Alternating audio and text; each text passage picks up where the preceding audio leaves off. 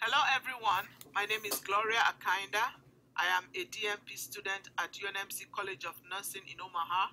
I currently work as a nurse practitioner in general surgery at Avera St. Anthony's Hospital in rural Nebraska. I am going to talk to you today about my DNP Capstone project, which is on the effectiveness of interdisciplinary team protocol in the management of postoperative nausea and vomiting, or PONV in short, in patients undergoing laparoscopic cholecystectomy. PONV is defined as nausea or vomiting or retching occurring within 24 hours of surgery and anesthesia.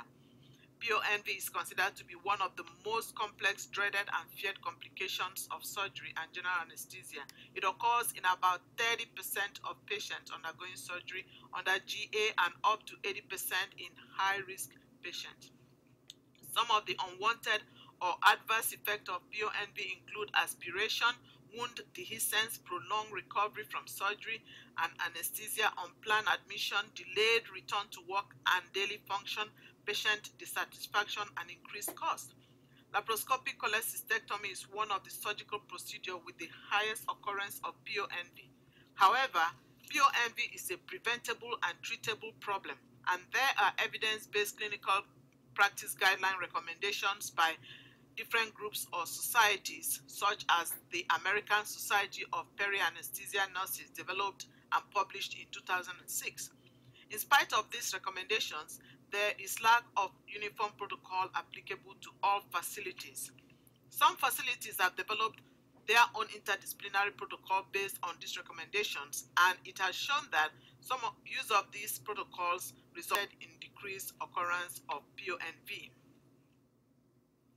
PONV is a common complication of surgery and anesthesia. Various tools have been developed for risk identification and stratification of patients according to their risk status. Based on their risk status, different modalities exist for prevention and treatment of PONV. These include pharmacologic and complementary therapies. In some cases, the modalities are organized into interdisciplinary team protocol based on recommendations by expert committee. However, there is no consistent protocol for different facilities, and PONV still remains a significant problem.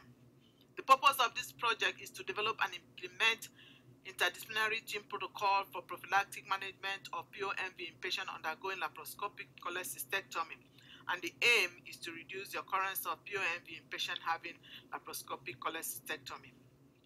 My clinical question on the PICO format is outlined as follows. Population will be in adults, patient undergoing laparoscopic cholecystectomy, and the intervention will be the development of an interdisciplinary team protocol to assess patient at risk for PONV and direct prophylactic management. Comparison will be as compared to current care, and the outcome will lead to improved patient outcome, and the time will be in 6 months period. The relevant findings from the literature is that PONV is a significant problem which can be associated with patient dissatisfaction, morbidity, and increased costs. Some risk factors have been associated with PONV, such as age, female sex, non-smoking status, history of PONV, and motion sickness, type of surgery, duration of surgery, and use of opioid. Risk reduction measures include hydration, avoidance of nitrous oxide, and use of propofol. Multimodal therapies and measures exist for the prophylaxis and management of PONV. Pharmacologic measures and therapies include use of amend, dexamethasone, and ondansetron.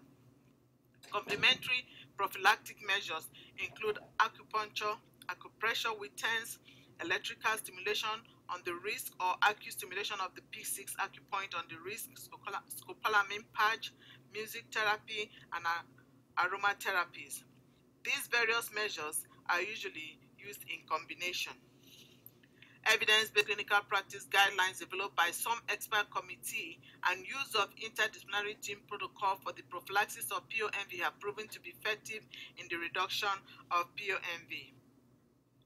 The next step for my proposal would be to seek IRB approval, develop an implementing protocol, and then collect retrospective data through chart review and prospective data after implementing protocol, and then analyze and interpret collected data.